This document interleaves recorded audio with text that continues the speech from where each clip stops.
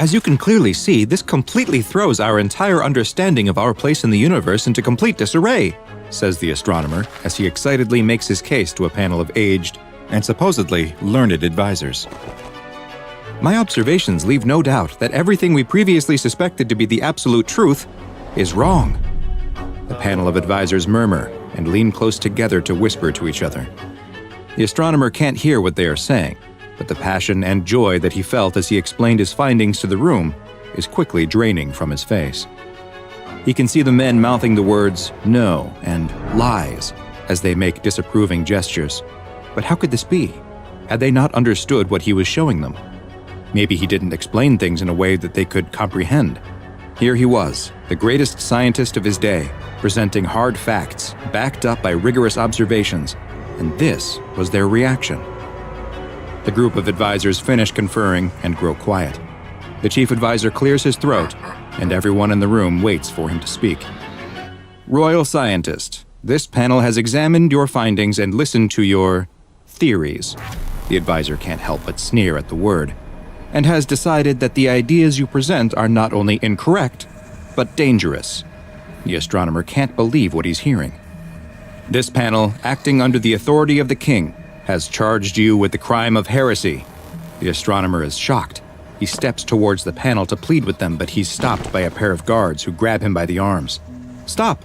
Stop! I'm a man of science. I only presented you with the truth. But no one seems moved by his appeals. The panel watches as the astronomer is dragged from the room, kicking and fighting, still insisting on his innocence. The screams echo through the dungeon as the torturer cranks another notch on the rack, stretching the astronomer's body just a little bit more. He has no idea how long this has been going on. Hours, days. The pain has been excruciating and without end. He closes his eyes, trying to escape the torture by retreating into his mind, but he's slapped on the face and brought back to the reality of his situation. Standing in front of him is the chief advisor, the same one who sentenced him to this inhumane treatment. You can end this any time you like. Simply recant your statements and admit you were mistaken, and all of this will be over. The astronomer is unsure if by over he means that they will release him or simply kill him to put him out of his misery. But it didn't matter which the right answer was. He couldn't lie. The astronomer knew the truth, and no amount of pain, no matter how intense or how long they submitted him to it, would change what he now knew.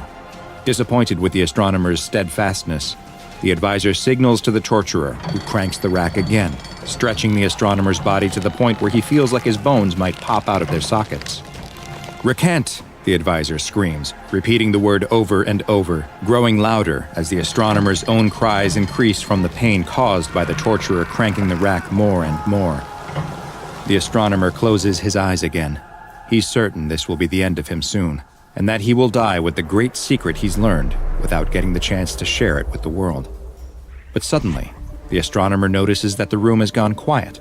The advisor is no longer yelling, and the torturer has stopped operating the machine.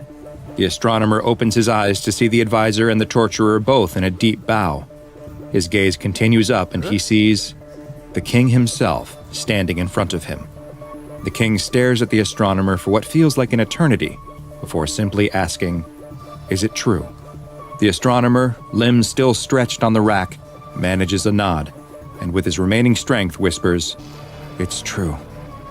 The king motions with his hand to the torturer, who stands up and begins releasing the astronomer from his constraints.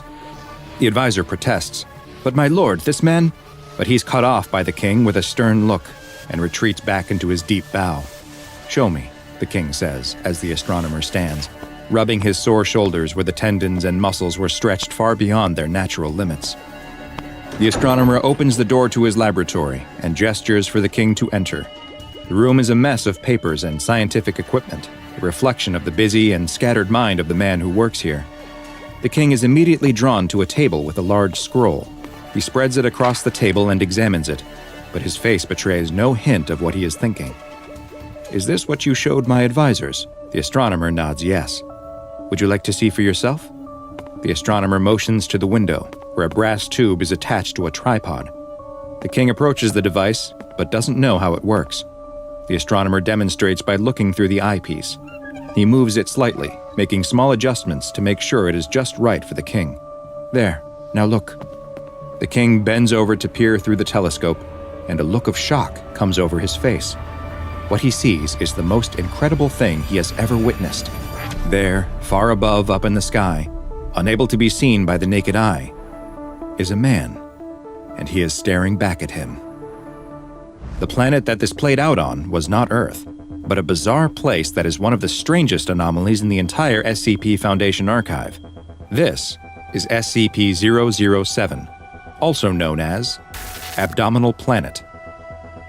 SCP-007 is a spherical object located in the abdomen of a young man, or rather in the space where his abdomen should be, since most of the muscle, skin, and organs that should be present simply are not. The subject, a Caucasian male in his mid-20s of average height and build, does not appear affected by the large missing portion of his body, and has not reported experiencing pain or discomfort of any kind. In the space where his abdominal muscles and organs should be is a small globe composed of soil and water. This sphere, which measures roughly 60 centimeters in diameter, resembles the planet Earth, though the arrangement of the continents does not match any known configuration from our own planet's history. The tiny planet has its own weather patterns, and even a small, but still detectable, gravitational pull. Perhaps the most fascinating aspect of SCP-007 is that it appears to be inhabited. Microscopic organisms that would correspond to roughly the scale of human beings on Earth have been observed on the surface of the planet.